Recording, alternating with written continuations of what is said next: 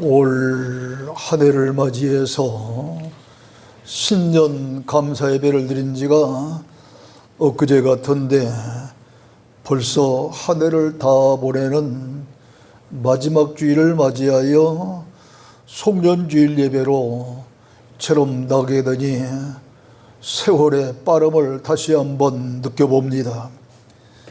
욥기서 7장 6절에 보면은 욥은 세월의 빠름을 나의 날은 베틀의 북보다 빠르다 그랬습니다.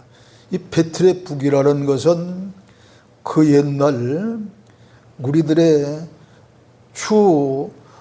이 옷의 그런 그 재료였던 그 삼배 혹은 모시배가 있어요. 그거를 시골에서 짤 때 조그마한 이 날줄을 담은 그러한 그 북이 왔다 갔다 하는데 1초만 가거든요, 한 번에. 근데 그것보다 더 짧다는 거예요. 그만큼 세월의 빠름을 참 느끼는 그런 송년주일입니다. 본문은 다윗이 빠른 세월 속에서 인생이 아무리 발버둥치며 무언가를 이루려고 애쓰고 힘쓰는 가운데 있지만 허무한 존재임을 알고 헛된 일이 바쁘게 살아가는 인간의 어리석음을 탄식하고 있는 내용입니다.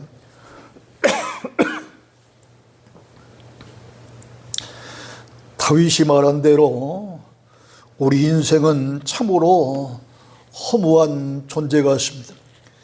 우리 인생의 삶이 힘들고 어려울 때에는 왜 하루해가 이토록 긴가? 이렇게 이 삶이 긴 것 같이 생각되지만 지나간 날들을 생각하면은 본문 5절에 있는 말씀대로 한 뼘 길이만큼 얼마 되지 않는 짧은 세월입니다. 한 뼘이 뭐예요? 이게 한 뼘이잖아요. 근데 얼마나 짧은 그런 그 세월로 느껴졌으면 한 뼘보다도 더 얼마 되지 않는 그런 짧은 인생이라고 해고했겠어요. 야고보서 4장 13절로 14절에 보면은 야고보는 그런 이야기를 합니다. 들으라, 너희 중에 말하기를 오늘이나 내일이나 우리가 어떤 도시에 가서 거기서 1년을 머물며 장사하여 이익을 보리라 하는 자들아, 내일 일을 너희가 알지 못하도다. 너희 생명이 무엇이냐? 너희는 잠깐 보이다가 없어지는 안개니라 그랬습니다. 돈 벌려고 악착같이 애를 쓰고 있지만 이제 도대체 그 생명이 어떤 것인지 잠깐 보이다가 없어지는 안개로 비유를 했어요. 우리의 인간의 삶이 얼마나 짧고 허무한가를 잘 그렇게 표현한 말씀 같습니다. 또 이사야서는 40장 6절에 보면은 모든 육체는 풀이요 그 모든 아름다운 들의 꽃 같으니 풀은 마르고 꽃은 시드름 여호와의 기운이 그 위에 불미라. 이 백성은 실로 풀이로다. 풀은 마르고 꽃은 시드라니 하나님의 말씀은 영영하리라 그랬습니다. 이사야 선지자는 우리 인생의 그 짧음을 이 풀과 그리고 피어나는 그런 아름다운 꽃으로 비유했습니다. 풀이 그러한 그 사는 기간이 아무리 길어도 그 며칠이 되지 못하고 아름다운 꽃도 얼마나 그 짧게 피면 화무시미록이라고 그랬겠어요? 10일 이상 가지 못한다는 거예요. 아름다운 꽃도. 모세 같은 사람도 우리의 연수가 70이요 강건하면 80이라도 그 연수의 자랑은 수고와 슬픔뿐이요 신속히 가니 우리가 날아가나이다 그래요. 날아가는 것이 뭐예요? 새잖아요. 새처럼 우리의 인생의 삶이 짧다는 거예요. 모든 일들이 이렇게 세월의 빠름과 허무함을 느낍니다. 오늘 이 시간 이 말씀을 드리면서 생각하니까 젊어서 왕진 가방을 다 땅속에 묻어버리고 의료도구까지 다 묻어버리고 젊은 나이에 어린 것들 2-3살 먹을 때입니다. 이 두 애들 데리고서 산골짝 개화산 기도원에 들어가서 3년 동안을 썩은 지가 엊그제 같은데 이제 인생 노년을 앞에 두고 목회를 접어야 될 때가 왔습니다. 지난 토요일 날도 어떤 교회 목사님과 사모님들이 다녀가셨습니다. 또 어저께도 또 목사님들이 다녀가셨습니다. 내일도 목사님들이 오신다고 그럽니다. 이제는 때가 된 것 같아요. 그러면서 머지않아 잘하면 1월달 중이 될지 2월달 중이 될지 이렇게 모르게 저는 강단에서 떠날 때가 된 것만 같습니다. 생각하니까 잠이 안 와요. 괜히 목회를 끝나면은 뭘 하면서 살 것인가. 또 목회를 한다고 그렇게 개화단 기도원에 들어갈 때는 큰 그 꿈을 가지고 들어갔는데 지나온 그런 세월을 생각하니 뭐 이루는 게 없어요. 그러나 큰 대형 교회를 이루는 목사님들을 만나면서 그분들 이야기를 들어보니까 일어나봤자 별 수 없다. 고생만 다 전부 물려놓고 보니까 전부 남이 좋은 일만 시켰더라 그래요. 글쎄요, 그 얘기가 맞는지 틀리는 얘기인지는 모르지만 우리 인생의 삶이처럼 다 이루는 것 같지만 이루는 사람 또 그것을 누리는 사람이 따로 있는 것 같아요. 그런데 허무한 인생들이 헛된 일에 너무도 바빠요.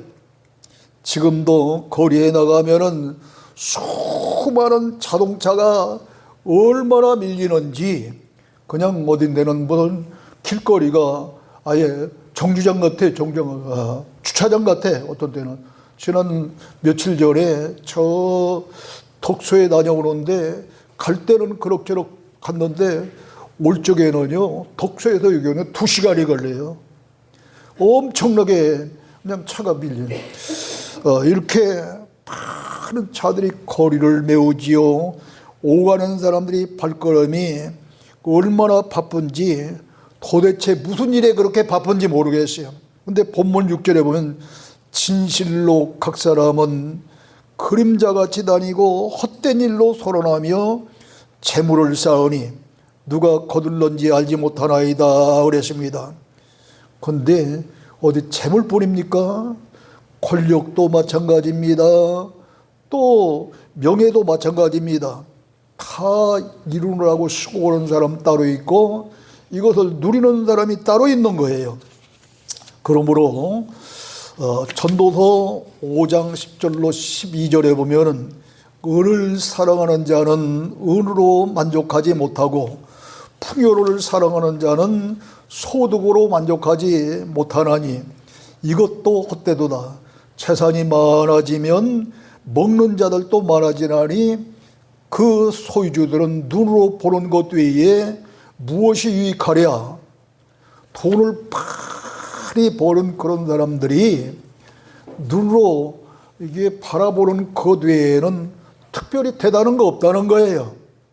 여러분 지금 삶의 평준화가 되어서 있는 사람이나 없는 사람이나 거의 먹을 것 같이 먹어요. 거의 다 부자 사람이나 가난한 사람이나 다 승용차 택시하고 다 승용차 타고 다녀요. 틀리는 것 있다고 한다면은 저처럼 이러한 거 건물에서 사는 거와 강남 그런 거 아파트에 사는 그런 것 정도 틀리지 별로 삶에 틀리는 거 없는 것 같아요. 그러니까 오죽하면은 돈 있는 사람들이 눈으로 보는 것 외에는 별다른 거 없다는 거예요 지금. 그렇게 얘기하고 있어요. 그러면서 뭐라고 하냐면 노동자는 먹는 것이 많든지 적든지 잠을 잘게 자거니와 왜요? 힘드니까 잠이 잘 올 거라네요. 부자는 그 부유함 때문에 자지 못하느니라. 돈 많아도 어떤 놈이 이 돈을 훔쳐갈런지, 누가 내 기업을 뺏어갈런지, 이런 걱정 때문에 잠이 안 온다는 거예요. 그렇습니다. 여러분, 어느 집사님만 보니 이북에서 월남에서 돈만 알고 열심히 뛰었습니다. 피난 시에는 하나님이 우리 가족의 생명만 지켜주셔야 달라고 울부짖어 기도했던 사람인데, 막상 서울에 와 보니까 돈이 있어야겠다는 생각이 드는 겁니다. 실제 돈 없으면 살기가 얼마나 힘듭니까? 그래서 그는 주일도 모르고 돈돌아면서 자나깨나 돈 버는 일에 힘을 썼습니다. 이 세상에 돈이 있어야지 하나님을 잘 믿는다고 누가 먹여주냐 살려주냐 하면서 사업에 열심을 냈습니다. 그때 옆에 있는 아내 집사가 하는 얘기가, 여보, 사업도 좋지만 하나님 두려운 줄도 알아야지 당신 왜 그냥 주일도 모르고 집사가 이게 무슨 꼴이냐고. 그러니까 그 남자 집사님은 나는 늙어서 잘 믿을 테니까 당신이나 열심히 나가라고. 근데 이게 웬일입니까? 어느 날 빌딩을 짓다가 그만 쓰러져 버렸어요. 그래서 그는 병원에 입원했는데 그만 반신불수가 되었습니다. 병상에서 하염없이 눈물을 흘리면서 자신을 돌아보니 너무도 허무한 겁니다. 하나님도 모르고 11조도 모르고 감사도 모르면서 살았습니다. 그런 그가 인생을 얼마나 허무하게 살다가 이런 병을 당하고 보니까 이제 자기도 모르게 회개하면서 하나님 앞에 기도하게 됩니다.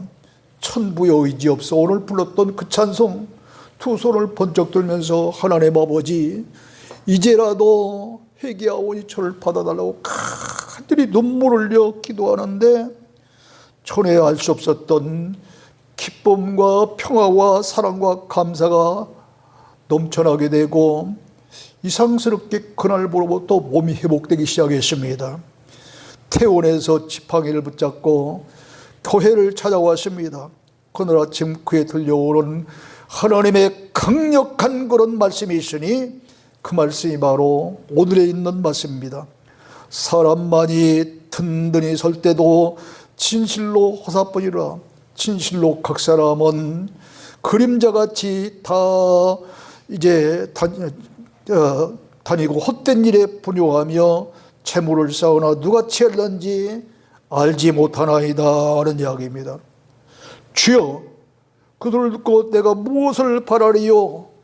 이제 저는 모든 소망을 주님께 두겠나이다 하면서 그제서야 뒤늦게 죄를 빠지지 아니하고 멈췄던 11조 생활을 하게 되고 감사 생활을 하게 됐습니다.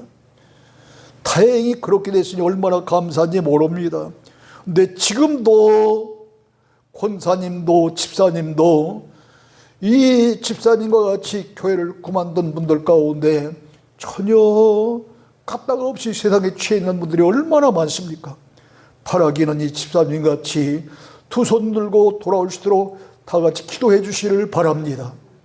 그렇게 해서 모두가 다 나만 천국 가는 것이 아니라 같이 천국 갈 수 있는 그런 믿음의 성도가 되어야 되겠습니다. 그러므로 전도서 5장 이제 10절로 12절에서 이처럼 은을 사랑하는 자는 을으로 망하고 또 풍요를 사랑하는 자는 소득으로 만족하지 않는도다 하면서 이것이 다 헛되도다고 그렇게 이야기한 거예요.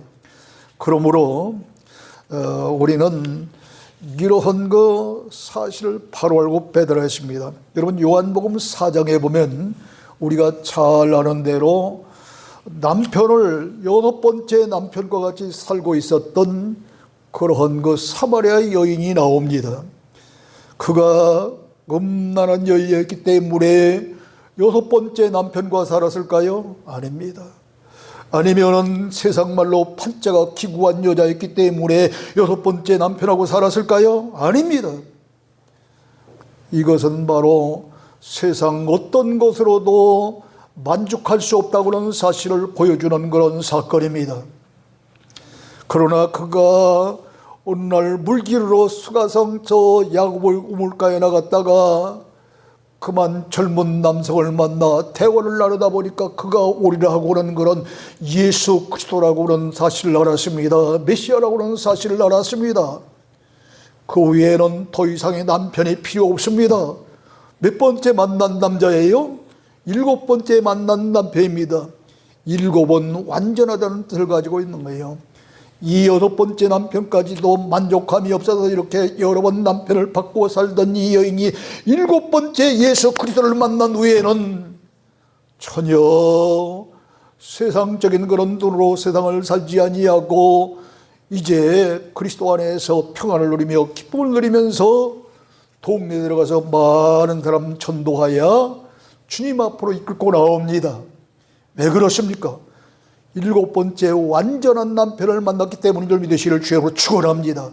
오늘 여러분도 여러분이 살아가는 세상적인 남편이나 아내 100% 만족할 수 있는 사람이 아무도 없어요.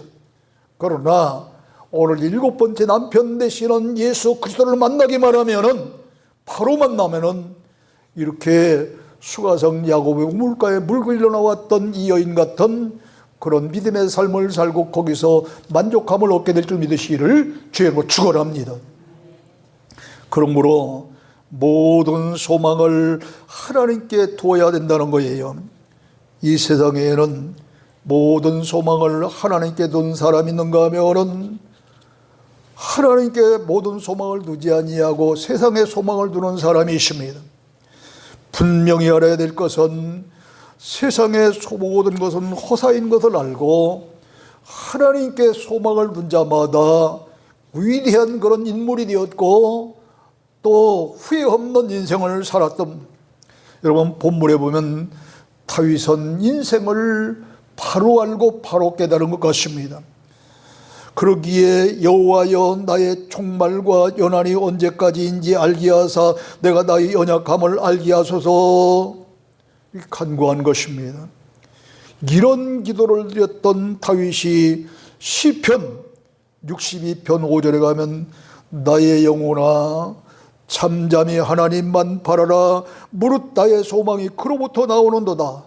오직 그만이 나의 반석이시요 나의 구원이시요 나의 요새시요 흔들리지 아니하리로다. 무슨 말씀입니까? 반석은 넓은 그러한 거 바위 같은 그런 돌을 반석이라고 그럽니다. 오늘날은 높은 그런 빌딩을 질 때에 깊이 지하를 파고 공고리를 치고서 그 위에 빌딩을 진 그 이유가 뭐예요? 흔들리지 말라고. 까딱없이 건물이 아무리 높이 있어도 흔들지 말고 쓰러지지 말라고. 근데 옛날에는 대부분 다 단층 건물을 짓는데도 흙 위에 짓지 아니하고 이렇게 추춧돌이라고 그런 돌 갖다가 지붕 밑에 다 깔았잖아요. 왜요?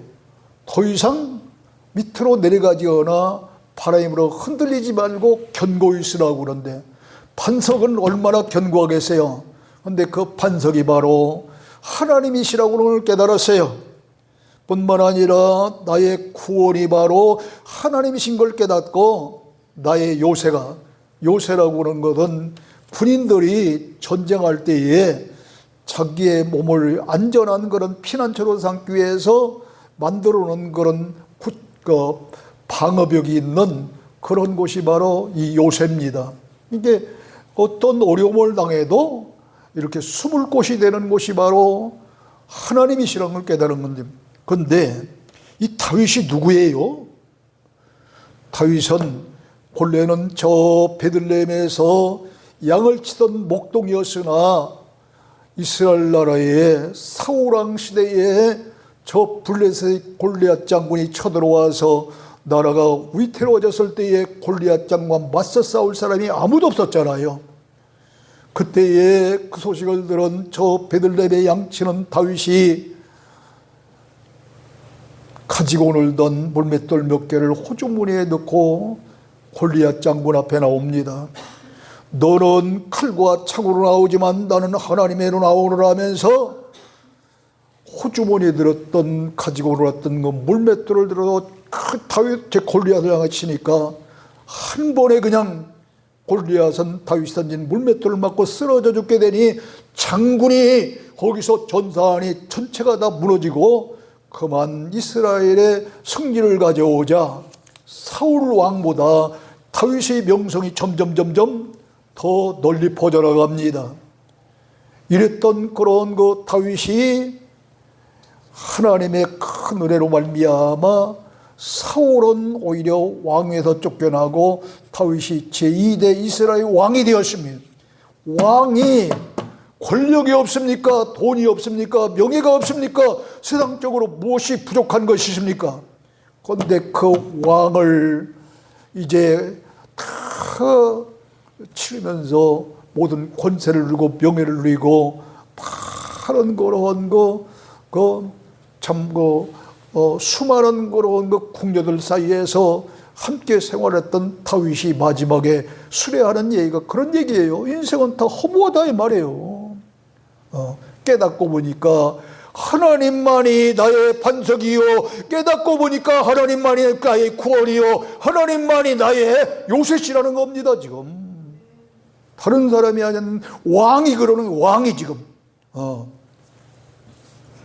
히브리서 6장 19절 20절에도 우리가 소망이 있는 것은 영혼의 탓과 같아서 튼튼하고 견고하여 시장 안에 들어가나니 앞서가신 예수님은 멜기세덱의 반차를 따라 영원한 대제사장이 되어서 우리를 위하여 들어가셨느니라 그랬습니다. 여러분, 바다 위에 떠 있는 큰 배도 바람이 몰아치고 풍랑이 일면은 쓰러질 수밖에 없고 파손당할 수밖에 없는 그런 상황에 처합니다. 그러나 닻이라는 것이 있어서 닻을 이제 바다 깊은 곳에 이렇게 내려놓거나 아니면은 바닷가에 있는 어떤 그 탯줄에 연결을 시켜서 배가 딱 서 있으면 아무리 풍랑이 몰아쳐도 배는 절대로 파손되는 법이 없습니다. 이처럼 바로 주님께 소망을 두는 사람들은 그 소망 자체가 배의 탓과 같이 영혼의 탓과 같이 되어서 아무리 힘들어도 그래서 우리의 삶이 요동치는 그런 흔들림이 올지라도 하나님께서 우리를 붙잡아 주시기 때문에 휘장 안에 있는 지성소 같은 하나님 나라에 반드시 들어가게 된다는 이야기예요. 그렇습니다. 예수님은 우리보다 먼저 그곳에 들어가신 선구자이시며 멜기세덱의 반차를 따라서 영원한 대제사장이 되어서 우리를 위하여 돌아가셨느니라 그랬습니다. 이 멜기세덱은 히브리서 7장로부터 이렇게 쭉 보면 멜기세덱이 어떤 사람인가를 잘 설명하고 있어요. 여러분 히브리서 7장 한번 보세요. 359페이지 신약성경 359페이지 보면 이렇게 말합니다. 7장 1절 이 멜기세덱은 살렘 왕이요 지극히 높으신 하나님의 제사장이라 여러 왕을 쳐서 죽이고 돌아오는 아브라함을 만나 복을 빈 자라. 이게 무슨 얘기냐면은 당시 그돌라멜과 동맹한 그런 몇 개국들이 이 소돔성을 쳤을 때에 그만 다 패하고 맙니다. 그때에 아브라함의 조카 롯도 이들에게 사로잡혀가서 롯뿐만 아니라 많은 재물과 다른 그런 그 족속들까지 볼모로 잡혀갔습니다. 그런데 그때에 이 소식을 낳은 아브라함이 집에서 길려온 318명의 사병을 데리고 가서 하나님의 은혜 가운데 쳐부시고서 많은 전리품을 가지고 다시 돌아오는데 이 멜기세덱이 떡과 포도주를 가지고 나옵니다. 그래서 그에게 뭘 하면 10의 1조를 드렸다. 그게 10의 1조의 소위 기원이에요. 그게. 그런데 다음 보세요. 2절 보면 아브라함이 모든 것의 10분의 1을 그에게 나누어 주니라. 그게 그 얘기예요 지금. 그 다음에 이름을 해석하면 먼저는 의의 왕이요, 그 다음은 살렘 왕이요, 평강의 왕이요 하니까 이 의의 왕이요, 평강의 왕이고 살렘 왕이라는 것은 예수님밖에 없어요. 이 소리를 듣는 사람이. 근데 3절 보세요. 아버지도 없고 어머니도 없고 족보도 없고 시작한 날도 없고 생명의 끝도 없어 하나님의 아들과 닮아서 항상 제사장으로 있느니라 그랬습니다. 하나님의 아들이 누구예요? 여기서 예수님이잖아요.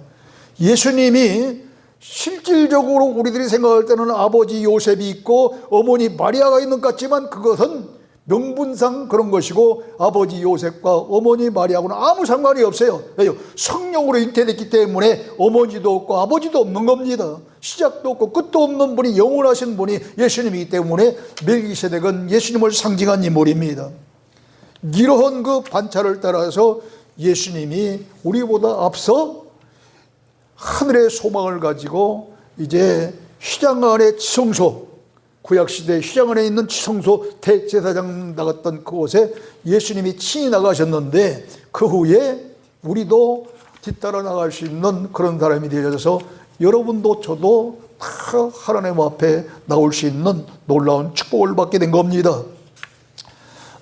이렇게 하나님께 소망을 둔 자의 삶은 우리가 잘 아는 아브라함과 롯 보세요. 아브라함은 하나님께 소망을 둔 사람이요 롯은 세상에 소망을 두고 산 사람입니다. 그러므로 아브라함은 이 세상에서 나그네 같은 삶을 살면서 땅에 소망이나 미련을 두지 않고 하나님께 소망을 두었기 때문에 그런 위대한 믿음의 조상이 되어졌고 뿐만 아니라 영원한 하늘나라에 들어갈 수 있었습니다. 그러나 롯은 하늘에 소망을 두지 아니하고 땅에 소망을 두었기 때문에 소돔성이 다 불타 없어질 때 그 온 살아가는 가족을 다 잃고 혼자 살았지만 나중에 어떻게 됩니까? 이렇게 불행한 사람이 됩니다. 이런 결과를 가져오기 때문에 히브리서 11장 8절로 12절에 보면 아브라함, 이삭, 야곱 그리고 사라를 소개하면서 그 이어서 13절로부터 16절에 보면 이런 사람들은 다 믿음을 따라 죽었으나 약속을 받지 못하였으되 그것들을 멀리서 보고 환영하며 또 땅에서는 외국인과 나그네임을 증명하였으니 그들이 이같이 말하는 것은 자기들의 본향 찾는 자임을 나타내며 그들이 나온 바 본향을 생각했다면 돌아갈 기회가 여러 번 있었지만 이제 돌아가지 아니하고 이제는 더 나은 본향을 사모하는 자들이 되는지라 그랬습니다. 자기들이 나온 본향, 고향으로 가기로 말하면은 여러 번 기회가 있지만 그게 돌아갈 고향이 아니기 때문에 영원한 하늘나라를 보라면서 믿음으로 나그네처럼 살았다는 거예요. 그런데 여러분, 우리도 따지고 보면 이 지구라고 그런 이곳에 잠시 왔다가는 나그네에 불과한 겁니다. 사실 따지면은. 이렇게 하늘에 소망을 둔 자는 어떻게 살아야 되겠습니까? 먼저 깨끗하게 살아야 됩니다. 요한일서 3장 3절에 보면 주를 향하여 소망을 가진 자마다 그의 깨끗하심과 같이 자기를 깨끗하게 하느니라 그랬습니다. 그렇습니다. 더럽게 살지 말아야 되겠어요. 치사하게 돈 몇 푼 때문에, 치사하게 권세 때문에, 명예 때문에 자기를 팔아먹는 일이 없어야 되겠다 이 말이에요. 두 번째로 선한 사업과 선한 사업을 위해서 돈 벌 수 있는, 나 때문에 돈 벌려고 오는 것이 아니라 주님 위해서 디모데전서 6장 17절로 19절에 보면 사도 바울이 제자인 디모데에게 그런 말을 합니다. 네가 이 세대에서 부한 자들을 명하여 마음을 높이지 말고 청함이 없는 재물에 소망을 두지 말고 오직 우리에게 모든 것을 후히 주시게 누리는 하나님께 드며 선을 행하고 선한 사업을 많이 하고 나누어 주기를 좋아하며 너그러운 자가 되게 하라. 이렇게 부탁을 하고 있어요. 그러면서 이것이 장래의 자기를 위하여 좋은 터를 쌓아 참된 생명을 찾는 것이 되느니라 그랬습니다. 세상 사람들은 아까 잠깐 이북에서 넘어온 그 집사님 한 분을 소개했듯이 자기의 먹고 살기 위한 이 일 때문에 주일도 모르고 11조도 모르고 감사도 모르고 살지만 우리는 그것이 아니라 기왕에 돈 버는 거 주님 위해 선한 사업 나눠주기를 좋아하는 이 선한 일을 위해서 돈 벌다 보면 어떻게 됩니까? 나 먹고 사는 건 자동적이에요. 자동적이에요. 이 일을 위해 살라는 거예요. 그러기에 우리가 잘 아는 누디아나 브리스길라 같은 사람들은 사도 바울이 길을 따라다니면서 전생을 선교 사업의 일익을 감당했습니다. 그러기에 오늘날 기독교가 전 세계의 종교가 된 거예요. 마지막으로 우리는 무엇보다 전도하며 살아야 되겠습니다. 마태복음 28장 19절로 20절에 보면 너희는 가서 모든 민족을 제자 삼아 아버지와 아들과 성령의 이름으로 세례를 주고 네가 너희에게 분부한 모든 것을 가르쳐 지키게 하라 그럽니다. 이게 마지막 명령이에요. 마가복음에도 16장 15절에 보면 너희는 온 세상에 다니면서 만민에게 복음을 전파라 그럽니다. 사도행전 1장 8절에서도 너희에게 성령이 임하시면 권능을 받고 이제 예루살렘과 온 유대와 사마리아 땅까지 내 증인이 되리라 그랬습니다. 많은 사람들이 평소에 하지 못했던 그런 말, 죽음을 앞에 놓고 자녀들을 모아놓고도 유언으로 남기잖아요. 다른 거는 다 못 지켜도 정령 양심 있는 자녀라고 한다면은 아버지 어머님이 돌아가실 때 남겨놓은 유언만은 지킨다고 그러잖아요. 오늘 주님은 우리에게 마지막 유언으로 전도하며 살라는 겁니다. 지금 사마리아에는 물론이요, 사도행전 7장 54절로 60절에 보면 스데반이 집사님입니다. 이 스데반 집사님이 유대인들이 하나님의 말씀을 증거하자 유대인들의 마음이 찔리기 시작합니다. 그 막 어찌할 바를 모르니까 마음이 찔리면 하나님 아버지여 우리가 죄인으로서이다 하면서 회개할 것이에요. 회개하지 아니하고 옆에 있는 돌을 집어서 스데반을 죽이려고 던집니다. 수많은 이 돌팔매를 맞고 설교하다가 죽어버렸다고. 누가? 스데반 집사가. 그 후에 경건한 사람들이 스데반 집사의 장례를 다 모시고 났습니다.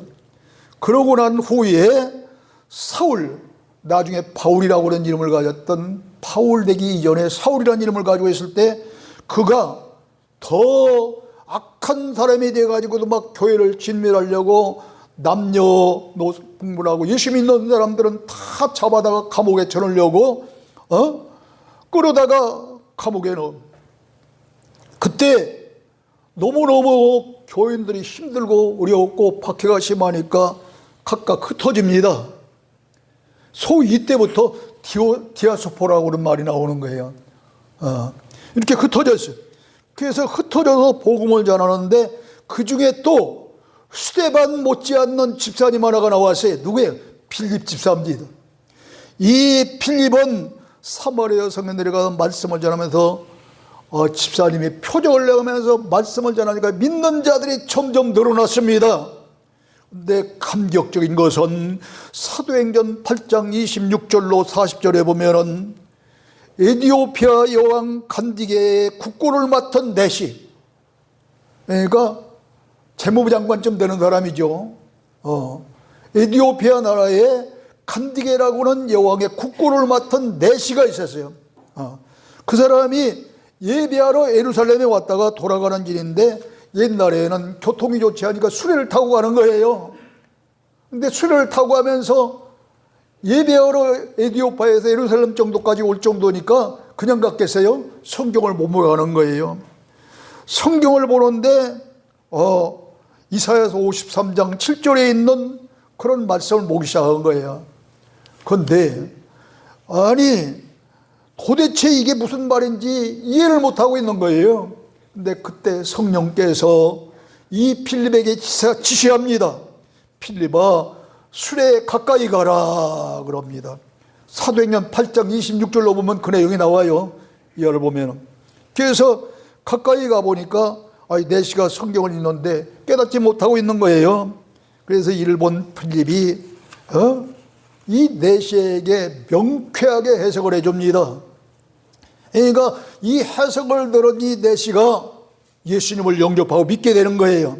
같이 수레에 타고도 이렇게 같이 갑니다. 빌립하고 내시하고 가다가 물리는 것을 만나니까 이 내시가 잠시 쉬어갑시다. 왜요? 빌립에게 여보시오, 저 물리는 곳에 내려가서 내가 당신으로부터 세례를 받겠으니 세례를 베풀어 주십시오 하는 거예요. 그렇게 해서 집사님에게 세례를 받습니다. 여러분, 이처럼 이제 칸디게 여왕이라고 하는 에티오피아 여왕의 내시도 다른 사람이 아닌 필립 집사의 설교를 듣고 필립 집사로부터 세례를 받고 기독교인이 되어지고 에티오피아가 그로 말미암아 기독교가 점점 전파되는 놀라운 역사가 일어납니다. 많은 분들은 그럽니다. 제가 의의 말씀을 전한다니까, 목사님, 그 의의 말씀은 목사님이 듣고 교인들에게 전해야 될 말씀 아닙니까? 천만의 만만의 말씀이에요. 오늘 다른 사람이 아닌 필립과 스데반이 당시에도 이렇게 왕의 국고를 맡은 칸디게까지 전하고 유대인들에까지 설교했잖아요. 목사만 설교자가 아니에요. 성령 충만 받은 말씀 받은 자는 누구든지 목사님의 장로도 권사도 집사도 설교자가 되는 줄 믿으시길 주님으로 축원합니다. 그렇기 때문에 여러분, 저 사도행전 2장 1절에서는 처음 그런 성령 충만할 때는 불의 같은 성령임에서 막 방언이 터지고 병도 고치고 여러 가지 연도하는 그런 성령 역사가 나타났다 그랬지만 그걸 소위 이른 비성령이라고 그럽니다. 그러나 마지막 때의 성령은 그런 성령이 아니라 요한복음 16장 13절에 보니까 진리의 성령이라고는 말씀을 깨닫는 성령을 주시리라 그랬습니다. 그러므로 이 진리의 성령을 받아 말씀만 깨닫기만 하면 목사님뿐만 아니라 장로님도 권사님도 집사님도 얼마든지 말씀을 전할 수 있는 거예요. 마지막 시대는 아모스서 8장 11절에 보니까 말씀의 기근과 기갈의 시대라고 그랬잖아요. 그 말씀의 기근과 기갈은 다른 기갈이 아닙니다. 지금까지 전했던 그런 교훈의 말씀, 지금까지 전했던 그런 기복적인 그런 말씀이 아니라 의의 말씀 이야기를 하는 겁니다. 이 말씀을 여러분이 듣고 이 의의 말씀을 모르는 분들에게 전하려는 거예요. 예. 여러분, 오늘 송년주일에 부족한 종을 통해서 주신 말씀을 잘 새겨 듣고 남은 삶을 주님 위해 살 수 있는 여러분이 되어야 될 줄로 믿습니다. 그리고 이 하늘의 소망을 둔 자는 어때요? 첫 번째는 깨끗한 삶을 살아야 되겠고, 이제 두 번째로는 그 무엇보다도 선한 사업을 위해서 살아야 되겠고, 세 번째는 전도하며 살아야겠다고는 그런 말씀을 전했습니다. 우리 모두 이 말씀을 잘 깨닫고 남은 삶을 정녕 주님이 기뻐하시는 삶을 살아드림으로 말미암아 상급받고 면류관 받고 하늘의 영원한 나라에서 영생을 누릴 수 있는 여러분과 저와 되기를 주님의 이름으로 축원합니다. 하나님 아버지 은혜와 사랑을 중심으로 감사합니다. 오늘 우리는